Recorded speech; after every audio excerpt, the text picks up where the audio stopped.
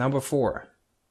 In sentences beginning with there or here, the subject will follow the verb.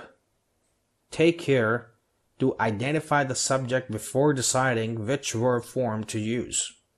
Remember, there and here can never be subjects.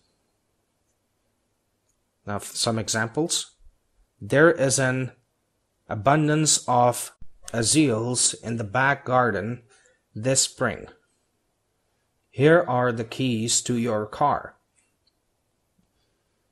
Now, number 5. In a question where the usual subject, verb, word order is not followed, be careful to find the subject before deciding which verb form to use. Was the bus on time?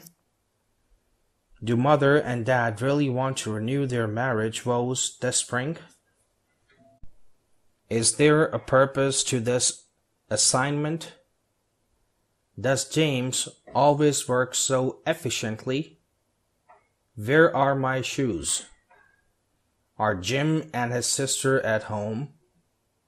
Was Mary planning to enter the competition?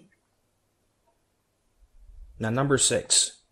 Subjects joined by and usually take plural verb. Example, the cook and the waitress are asking for a raise. My sister and her children were swimming all afternoon. Now, there are some exceptions.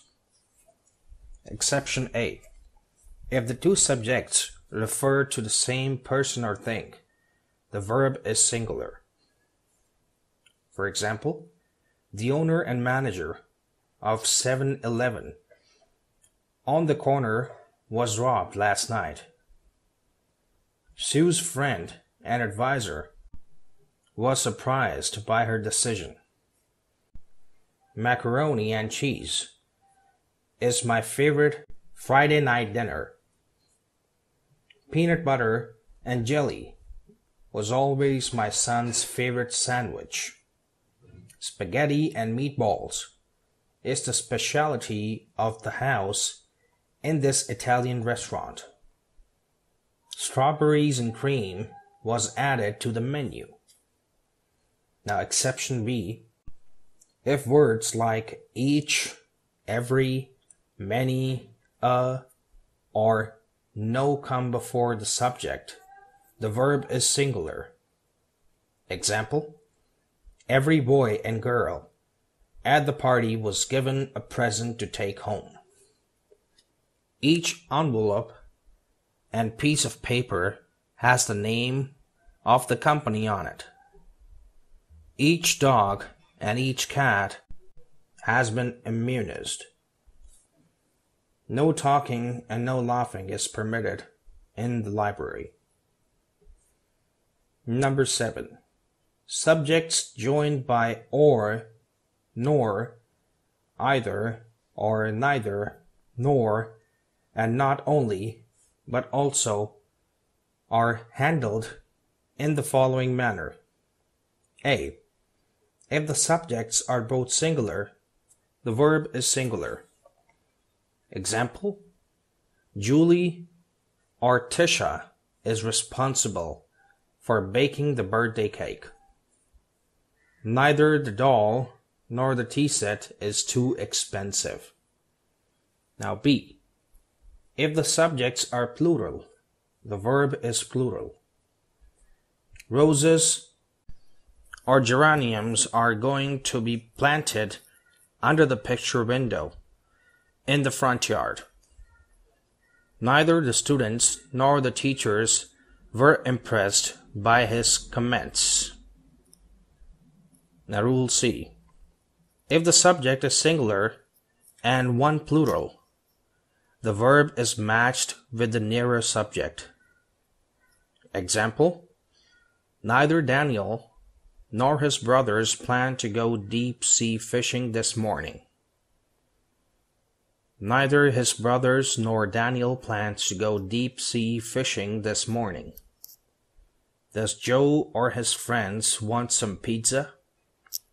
Do your sisters or Joe want some pizza?